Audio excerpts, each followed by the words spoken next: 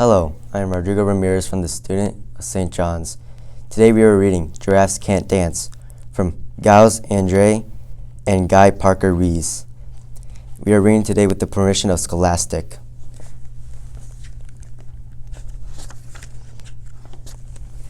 Gerald was a tall giraffe, whose neck was long and slim, but his knees were awfully crooked, and his legs were rather thin.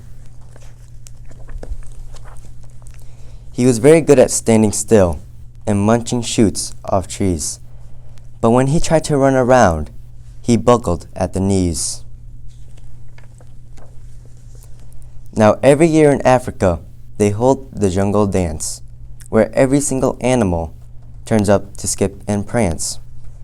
And this year, when the day arrived, poor Gerald felt so sad, because when it came to dancing, he was really very bad.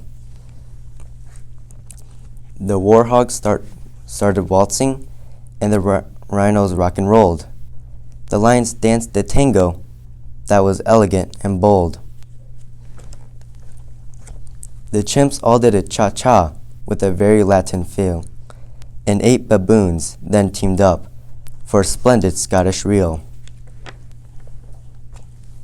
Gerald swallowed bravely as he walked toward the floor, but the lions saw him coming, and they soon began to roar. "Hey, look at clumsy Gerald," the animals all sneered. "Giraffes can't dance, you silly fool. Oh, Gerald, you're so weird." Gerald simply froze up. He was rooted to the spot. "They're right," he thought. "I'm useless. Oh, I feel such a clot." So he crept off from the dance floor, and he started walking home. He'd never felt so sad before, so sad and so alone. Then he found a little clearing, and he looked up at the sky. "The moon can be so beautiful," he whispered with a sigh. "Excuse me," coughed the cricket, who'd seen Gerald earlier on, "but sometimes when you're different, you just need a different song." Listen to the swaying grass, and listen to the trees.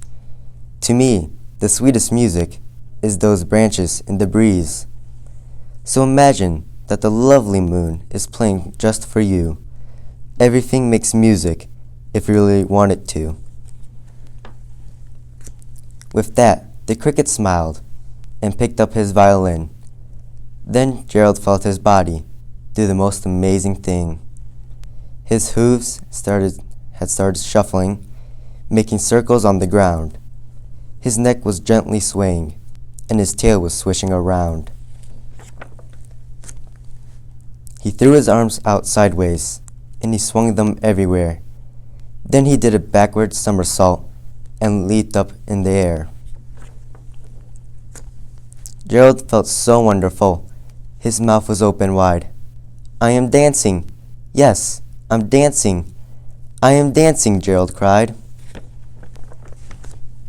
Then one by one, each animal who'd been there at the dance arrived while Jerry boogied on and watched them, quite entranced.